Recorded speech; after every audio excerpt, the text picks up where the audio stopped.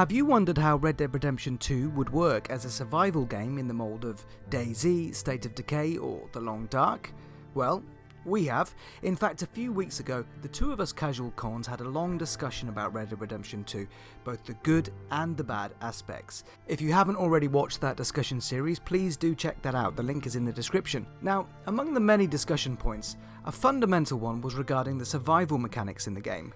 Now, Rockstar have added all of these survival mechanics such as draining cores and looking after your horse, but with the exception of permadeath for your horse, they never made any of these mechanics actually mean anything, so they're just kind of there. This felt like a missed opportunity to us, so we decided we'd experiment. Using the mechanics already implemented in the game, we self-imposed a few extra rules and tried to play a day or two in Red Dead Online as if it were a survival game. Okay, how did that work out? So first of all, we decided we would have to make our HUD as minimal as possible, because in an ideal survival game you'd have to find a map which you could physically bring up when you're lost. Obviously you can't do that in Red Dead, and with the lack of a HUD, we also shouldn't have constant access to the time. Well, all good we thought, because there's already a pocket watch in the game. Except... Aha! I can buy a pocket watch. 1 gold. Enjoy. Okay, so we need the pocket watch because we're not allowed to use HUD. Yeah, or... Wait, can you use yours? Yeah, let me have a look. I'm not going to buy it if I can't. Oh, hang on, that's a good point. I don't seem to be able to use it here. As you can see here, despite buying the watch from an actual shop and the game telling me I owned one, I couldn't seem to access it, so that's that out of the window too.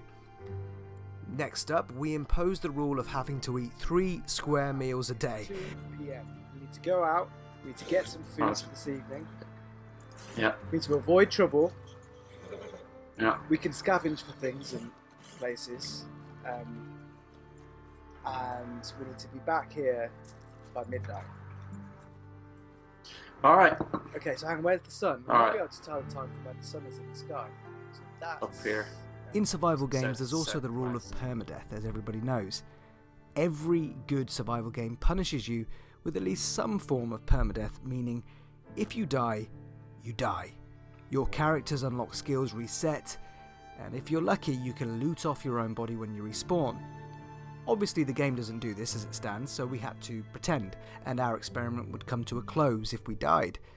So, after a good few hours faffing around making sure we were ready, we started our little experiment.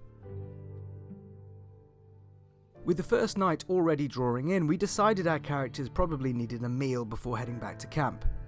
Now, as you can see here, we were soon ambushed by NPCs, and as we've already explained, if we die, we dead, so we fought for our lives, so to speak, except, well, we didn't really, because when have you ever been killed by an NPC in Red Dead, ever?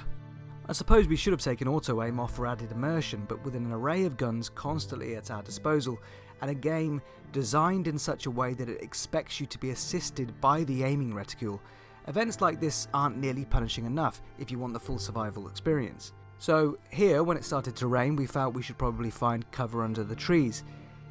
If you're not dressed appropriately for the weather, your health core drains faster.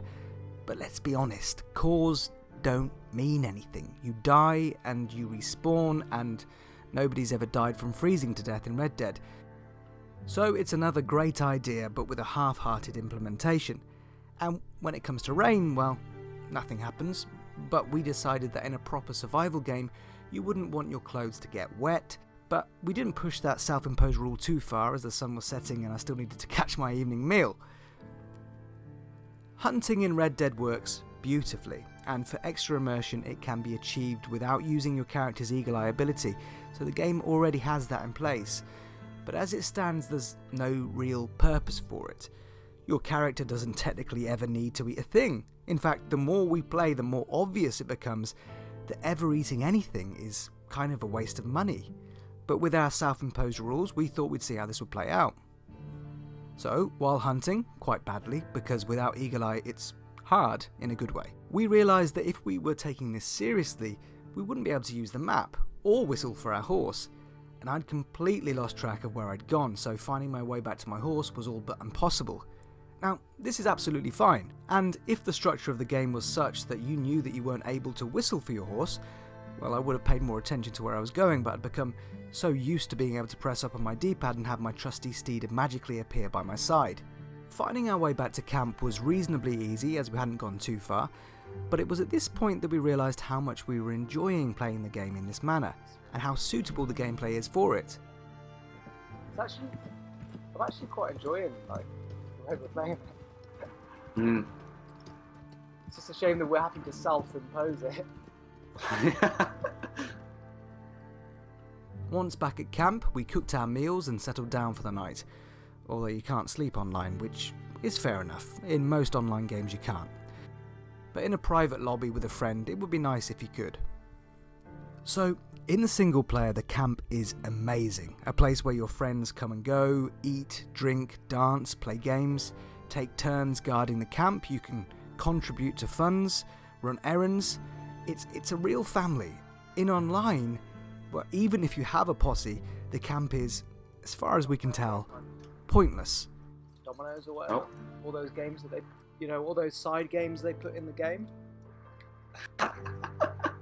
Surely you're able to play them online. Wait, you can't play cards, and you can't play dominoes, and you can't play all the games that they created specifically for the game. Yeah. Dear.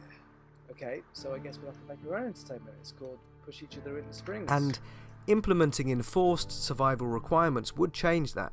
Without the option to sleep, we had nothing to do. So even as we sat down for our morning coffee, it was annoying that we couldn't actually share our food or coffee with each other. Small pot. Yeah. I can't share one with you. Brilliant. Oh well. Let's go over here and talk to Chris. Well, I'm a bit dirty, so I might jump in the pool. We had a little dip in the hot springs. Remember, you can't have a bath in online. And we cleaned our guns. Cleaning your guns is another nice but pretty inconsequential addition. In a survival game, guns would be harder to come by, and when you did have one, the fear of one jamming mid-combat would actually be a meaningful and genuine concern. After our morning hunt, we fed our horses, and once again, what's the point? Considering all the focus on the game pre-release of how important caring for your horse is, what difference does it really make in any notable or meaningful way? If your horse depended on food for survival, well, that would add a dimension. As it stands, it's just a waste of money, really.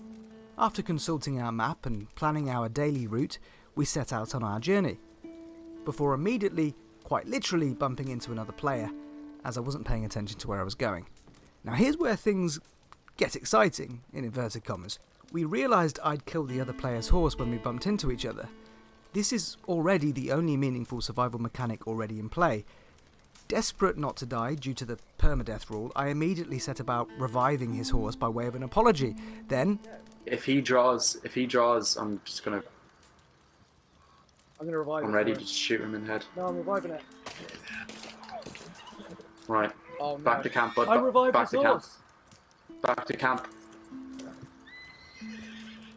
so after a while fishing, which is something that I absolutely love in Red Dead, it works brilliantly and would work even better as part of an online survival experience, we eventually moved on with the plan of heading to the local town, which is when this happened. What the hell? I wasn't expecting to see him. No, is that him? Wait, why did the window just smash? We're being shot at. Did you see that window smash? There were gunshots over from nearby, bud. I think we're being shot from past the house. Now this was such a cool moment, we still have no idea where the shots were coming from. Now had there been a genuine threat, or dying was a genuine concern, this would have been really tense, because we would have been forced to hide or scope out our enemy, choosing whether caution or aggression was the best move. After this we decided to wander around, and eventually we got bored. Now many people complain about how little there is to do in Red Dead Redemption 2 online, and we can't see that changing anytime soon, even with the bigger updates. So, as a survival game, would it work? In a nutshell, yes. All of the mechanics are already implemented from a technical perspective, but there's no consequence, which means a game designed to be played slowly and carefully is best suited in a manner which is the direct opposite, frantically and carelessly. You turn Red Dead Online on, and everyone is tearing around the map shooting each other, even with the recent update. On top of that, Rockstar seem to be implementing more and more things, such as daily challenges, which encourage this style of playing. So we can understand Rockstar hedging their bets slightly with regards to the survival mechanics in order to appeal to a broad audience, but then why create the system in the first place? It's not as if this is a genre of gaming that is niche anymore. Console gamers in particular have been crying out for a proper survival game for years, and one with the presentation and technical specs of Red Dead would be a dream come true for many. There's a survival game already in there, one that's begging to be utilised properly. Let's just hope Rockstar already know that. There's a really cool light on it. I might get a photo from outside. Oh, I see that, yeah.